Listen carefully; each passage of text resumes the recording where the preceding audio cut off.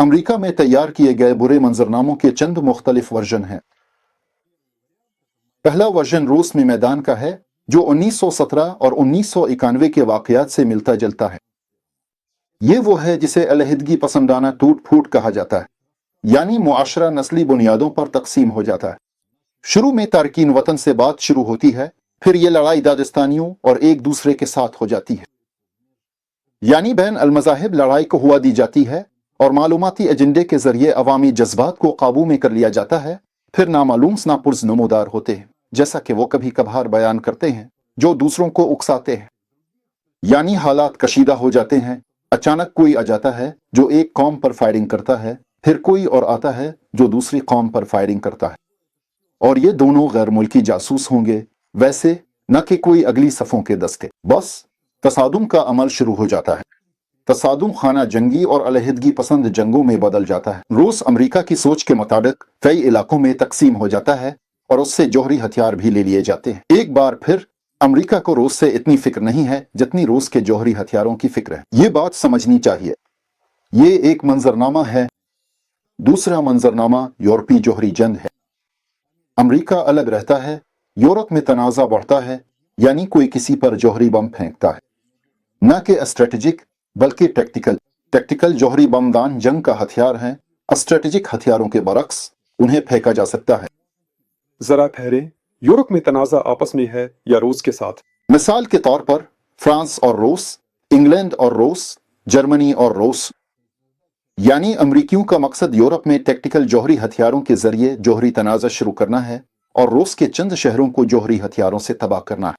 रूस भी कहीं, मसलन कैफ, बर्लिन कहीं और पर हमला करे। ये अमरीकी मंसूबा है।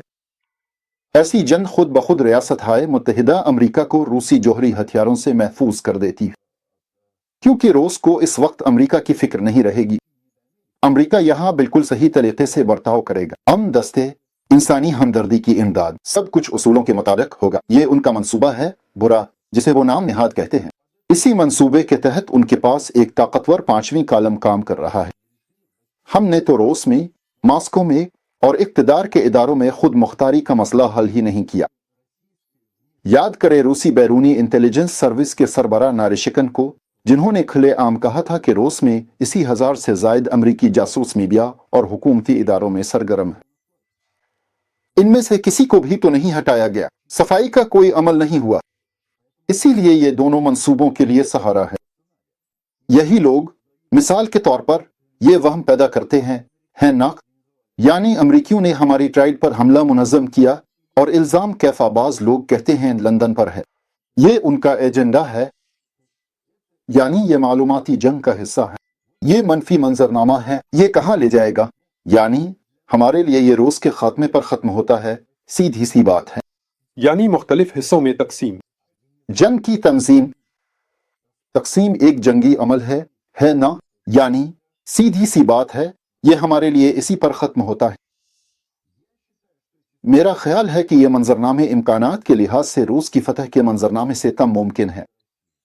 फिर भी उसकी वजह है स्ट्रेटेजिक जौहरी हथियार और वो निज़ाम जो दुनिया में अमरीकी या कुतबियत की सूरत में मौजूद है।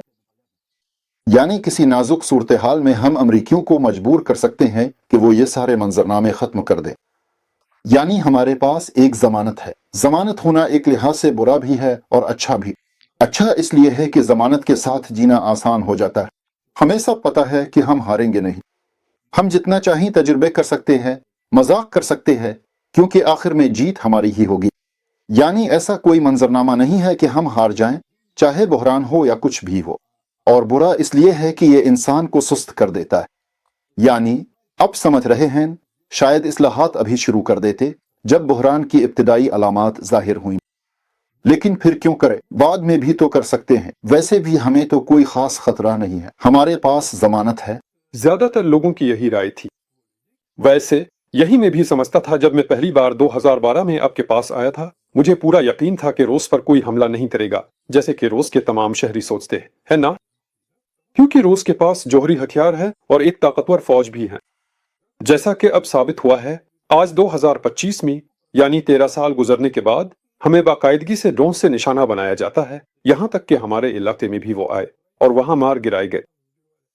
फौजी तनसीबात, आयल डिपो और हर तरह के मकामात, फौजी कारखानों और दीगर जगहों पर हमले किए जा रहे हैं, यानी हकीकी जंग हो रही है।